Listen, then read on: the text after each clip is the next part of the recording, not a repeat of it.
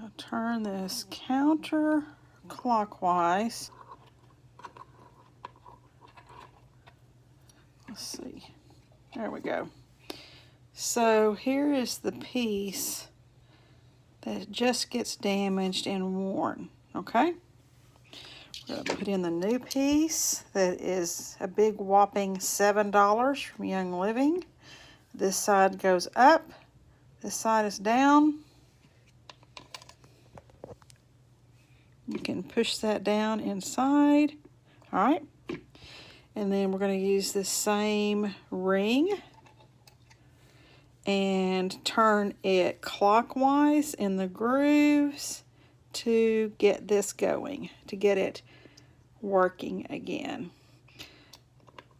I will say that this diffuser, this diffuser's 3 years old, so it was time to replace it.